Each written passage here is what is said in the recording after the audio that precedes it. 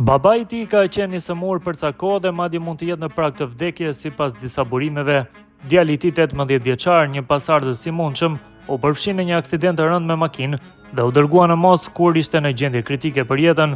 Kështu Çeçenia po shkakton përsëri shqetësim të madh për Moskën, sepse nëse dinastia Kadirov do të binte, Republika Islamike në Kaukaz mund të shndërrohet përsëri në një fuqi baruti. Për vite me radhë pas shpërbërjes së Bashkimit Sovjetik në vitin 1991, Çeçenia, e cila kërkoi pavarësi nga Rusia, ishte një gjem në këmbë për Kremlinin.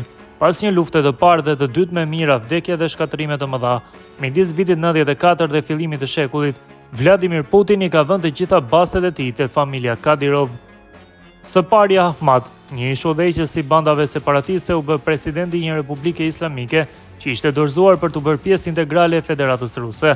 Më pas vdekjes së tij në një sulm në vitin 2004, pushteti i kaloi të birit, Ramzan, i cili me metoda brutale e qetësoi plotësisht Çeçeninë dhe u dallua si shërbëtori më besnik i Putinit. Ramzan ka kohë që po mendon për pasardhësin e tij, duke punuar për rritjen e fëmijëve të vet. Ademi, 18 vjeç, është sigurisht ai tek i cili presidenti është mbështetur, pavarësisht moshës së tij të re. Ai është sekretari i Këshillit të Sigurisë në Grozny, pasi ka shërbyer si kreu i rojes presidenciale. Ai gjithashtu mbikëqyr ministrinë e brendshme. Eskorta e makinave në të cilën ai ndodhej u përfshi në një aksident të madh në rrugët e kryeqytetit. Ende nuk është e qartë se çfarë ndodhi saktësisht, por gjendja e Adem menjëherë duke jashtëzakonisht serioze, pasi ai u dërgua në një spital të Groznit, ku u stabilizua dhe më pas u dërgua me aeroplan privat për në Moskë. Ramzan thuhet se është në gjendje të rëndë. Ai sa humbi një takim me Putinin disa javë më parë.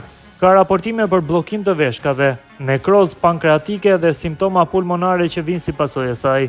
Burimet zyrtare sigurisht mohojnë gjithçka, por në Moskë kanale Telegram, baza, shot dhe mash të lidhura me ushtërinë thuhet se janë urdhëruar të mos publikojnë asnjë lajm rreth Kadirovëve. Kadirov ka edhe fëmijë të tjerë, por ata nuk duken të aftë që të marrin frenat e vendit nëse babai i tyre do të ndërronte jetë. Më i madhi është Ahmad, 20 vjeç, i cili është zëvendës kryeministër, por duket se është përqendruar kryesisht në rolin e tij si ministër i kulturës fizike dhe sporteve. Pastaj është Zeliman, rreth 10 muaj më i madh se Ademi, i cili kryeson Federatën e Boksit. Pastaj janë 3 vajzat, Kutmat, Aisha dhe Tabarik, të cilat kanë mbajtur gjithashtu role qeveritare. Aisha ishte ministre e kulturës, por që nuk mund të kenë ambicie për udhëheqje në një vend thellësisht islamik. Për 23 vjet Çeçenia ka qenë në gishtin e Kadirovëve, të cilët kanë shtypur çdo zë kritike e LRM demokratik. Edhe klanet e ndryshme, të cilat më parë luftonin me njëri tjetrin, nuk kanë ngritur kokë për vite me radhë. Në udhëheqjen e Ramzanit, ish guerillas kanë shkuar të luftojnë për Putinin në Ukrainë, megjithëse me sukses të kufizuar. Por nëse dinastia do të shembej, papritur, konflikti në Kaukaz mund të rindizet në mënyrën më dramatike të mundshme.